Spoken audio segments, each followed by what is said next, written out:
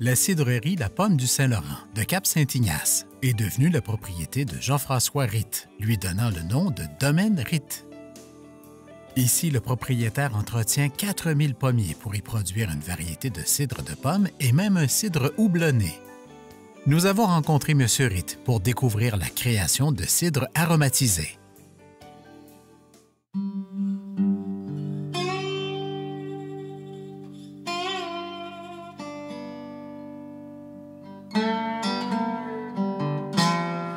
Je suis originaire d'un petit village d'Alsace qui s'appelle Gothenhouse. Donc c'est pas très loin de Strasbourg, en Alsace, en France. Mes grands-parents, avec quelques vignes, faisaient du vin. Donc c'est peut-être de là que vient ma passion pour ces produits-là. Par la suite, moi j'ai commencé mes études à Strasbourg en microbiologie. Ensuite, j'ai continué mes études à Dijon. Donc grande région viticole de la Bourgogne, où j'ai fait mon doctorat en sciences des aliments et plus particulièrement en microbiologie du vin. Donc, vous voyez, le vin, ça me poursuit depuis longtemps. J'ai travaillé pendant 5 ans sur les micro-organismes du vin dans le cadre de mon doctorat à Dijon. Et finalement, après avoir soutenu mon doctorat en 2007, en 2009, j'ai décidé de venir au Québec pour suivre ma formation en microbiologie, plus dans le côté infectiologie. Donc, j'ai travaillé au Centre de recherche en infectiologie à Québec pendant 4 ans. Mais je me suis comme rendu compte que l'infectiologie, c'était moins passionnant à mes yeux que l'agroalimentaire et plus particulièrement la production d'alcool. Donc, en 2015-2016, j'ai trouvé un emploi de maître de chai, donc de responsable de production à la cidrerie Saint-Nicolas, à Saint-Nicolas, juste de l'autre côté des ponts par rapport à Québec. Et c'est vraiment là-bas que j'ai appris sur le terrain le métier que je fais aujourd'hui. Donc, créateur de cidre et passionné par la production d'alcool.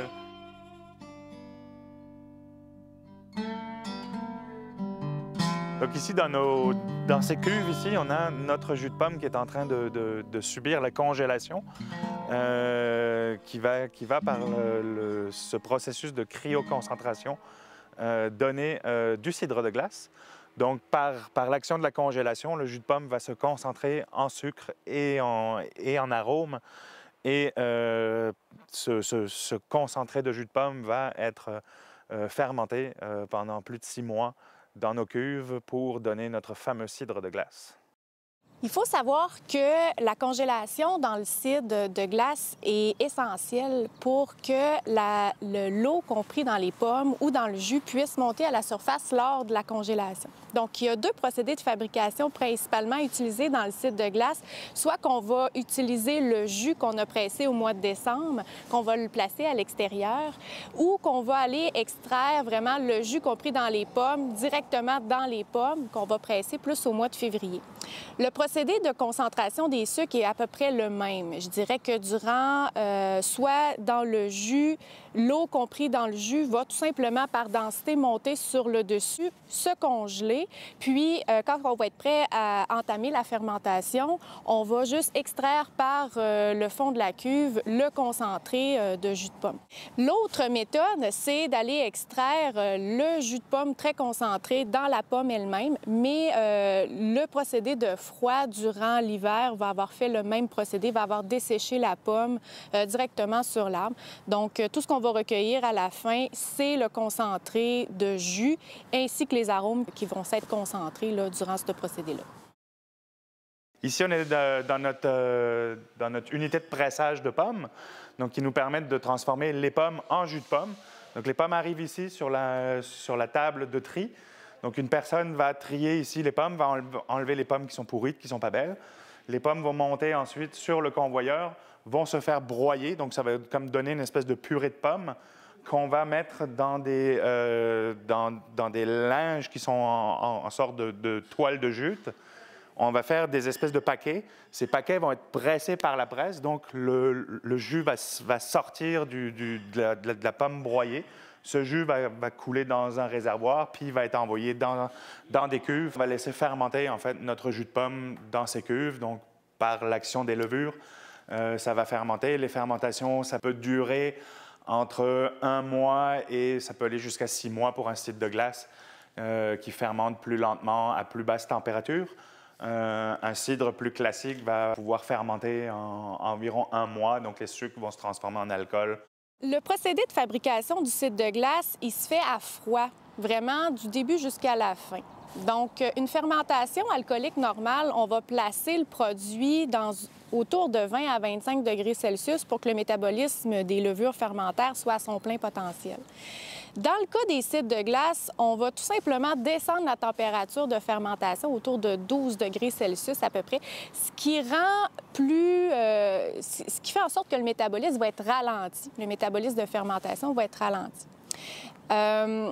Compte tenu du fait aussi qu'on part avec une matière première qui est beaucoup plus sucrée, donc ça va prendre beaucoup plus de temps à cette levure-là de fabriquer la même quantité d'alcool parce que c'est plus froid aussi. Une fois que c'est fini de fermenter, bien, on va laisser reposer encore le cidre dans les cuves pour que les levures en fait, se déposent dans le fond de la cuve.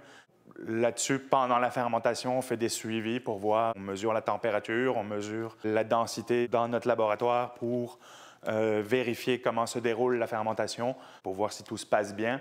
Et ensuite, on va pouvoir utiliser ce cidre, le traiter, l'embouteiller, soit comme ça, soit lui rajouter du houblon pour faire un cidre houblonné. On fait également un cidre à l'érable, donc on va prendre toujours un cidre qui a fermenté, puis on va lui rajouter du sirop d'érable, en fait, donc ça va nous donner un cidre à l'érable.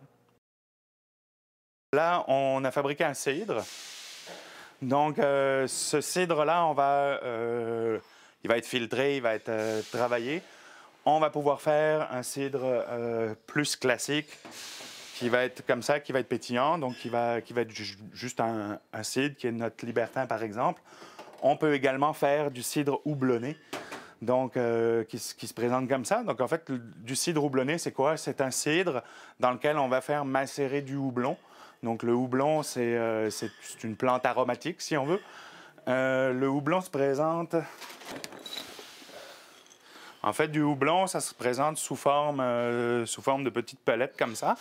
Qu'en fait, ce houblon-là, c'est la plante qui a été séchée, qui a été broyée, puis qui a été compactée sous forme de granulés. En fait, ces granulés, on va tout simplement les verser dans notre cuve qui contient le cidre. Donc, on a fait, par exemple, ce cidre-là qu'on a fait, qui est dans notre cuve actuellement. Une fois qu'il va avoir fini de fermenter, on va rajouter des petites palettes de houblon dedans. Les granulés vont se défaire. Donc, en fait, le cidre va s'imprégner du goût du houblon, de l'amertume, de la floralité du houblon. Ensuite, on va refiltrer le produit pour enlever, en fait, les résidus de plantes. Et on va mettre ça en bouteille, puis ça va nous donner un cidre houblonné. Le houblon donne... c'est vraiment une plante qu'on utilise pour aromatiser le produit. Donc, vous voyez, on a un cidre qui est pétillant, qui a une belle couleur claire, mais qui a une odeur et un goût de houblon, donc qui est spécifique, un goût qu'on retrouve particulièrement dans les bières IPA, par exemple. Quand on fait du cidre, plus du houblon qu'on va faire macérer là-dedans, ça va donner un cidre houblonné, donc qui est dans ce verre, dans cette bouteille. Ce qui fait en sorte qu'on pourrait aller chercher des arômes différents dans le cidre ou dans le cidre de glace, c'est tout simplement pour développer des variétés différentes, là, avoir un petit peu plus de produits sur les tablettes.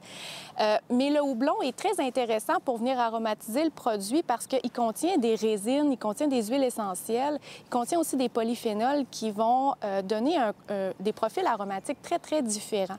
Donc, il existe à peu près 250 variétés de houblon là, recensées un peu partout à travers le monde. Donc, il y a vraiment une panoplie d'arômes qu'on peut aller chercher à travers ça, que ce soit des arômes plus floraux ou des arômes un peu plus de fruits. Alors, il y a vraiment beaucoup à aller expérimenter à ce niveau-là.